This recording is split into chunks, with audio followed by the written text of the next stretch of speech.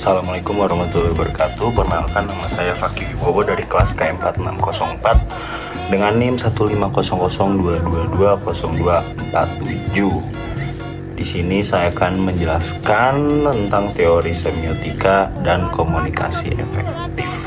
Ada beberapa tokoh yang berasumsi soal teori semiotika. Yang pertama ada Ferdinand de Saussure, yang kedua ada Charles Sanders Peirce, yang ketiga ada Michel Foucault. Yang pertama ada Ferdinand de Saussure. Ferdinand de Saussure itu memaparkan soal teori semiotika sebagai ilmu yang mengkaji tentang peran tanda sebagai bagian dari kehidupan sosial. Lalu dalam teori ini semiotik dibagi menjadi dua. Yang pertama ada dikotomi dan signifer. Kalau dikotomi itu sebagai penanda, kalau signifer itu sebagai petanda. Nah, yang kedua, menurut Charles Sanders Peirce, semua filsafat itu bermula dari logika. Nah, logika itu terbagi menjadi tiga. Yang pertama, grammar spekulatif. Yang kedua, ada logika kritis. Yang ketiga, retorika spekulatif. Lalu juga ada model triadik dikotomi Peirce, itu terbagi menjadi tiga. Yang pertama dari presentainment, yang kedua ada objek, yang ketiga ada interpretan. Lalu ada tokoh ketiga yaitu Michel Foucault. Menurut Michel Foucault, pelaksanaan kekuasaan secara terus-menerus menciptakan pengetahuan, dan sebaliknya pengetahuan secara konstan menyebabkan pengaruh pada kekuasaan.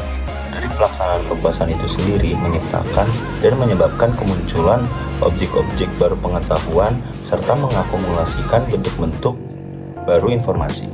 Lalu juga ada contoh dari kekuasaan menurut Foucault itu seperti hubungan antara orang tua dengan anak, hubungan antara suami dengan istri, lalu ada guru dengan muridnya. Lalu selanjutnya kita masuk ke komunikasi efektif. Menurut Effendi pada tahun 1982, keefektifan komunikasi yaitu kegiatan komunikasi yang mampu mengubah sikap, pandangan, atau perilaku komunikan. Lalu ada hukum komunikasi yang efektif. Yang pertama itu ada respect, yang kedua ada empati, yang ketiga ada audible, yang keempat ada clarity, yang kelima ada humble. Nah, respect sendiri artinya itu ada menghargai. Jadi contohnya tuh kalau misalnya ada yang ngasih masukan, ngasih nasihat ke lo, ke anda, harus bisa menghargai, jangan malah nggak didengerin. Lo nggak dikasih gimana ya, dikasih masukan, dikasih nasihat sama orang tua atau sama orang lain gitu, lo malah sibuk main HP. Gak boleh begitu, lo harus bisa menghargai. Nah, lalu yang kedua itu ada empati atau merasakannya apa yang orang lain rasakan. Nah, itu tuh contohnya kayak misalnya kita punya kawan nih, kawan lagi galau, terus curhat sama kita. Lalu itu tuh baiknya kita tuh merasakan apa yang teman kita curhatin gitu, jangan malah asik main game begitu. Kita juga ngasih masukan, terus kita kayak aduh yang sabar ya begitu. Lalu ada audible, itu dapat mengerti. Jadi sebagai komunikan atau pengirim pesan harus memberikan pesan yang dapat dimengerti oleh si penerima pesan begitu, jangan ngangong begitu loh. Terus yang keempat ada clarity, kejelasan pesan.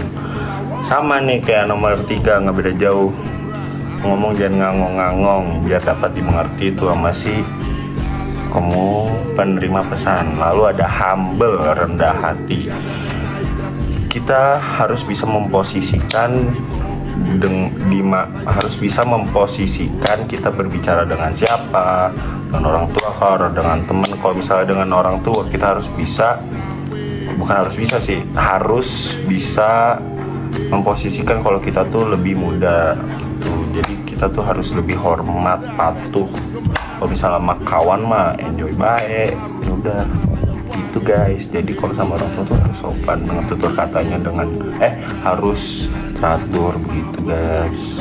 Lalu ada karakteristik dari komunikasi efektif. Yang pertama ada clear message, yang kedua ada correct message, yang ketiga ada complete message, yang keempat ada precise message, yang kelima reliability, yang keenam ada consideration of the recipient, yang ketujuh ada sender's courtesy.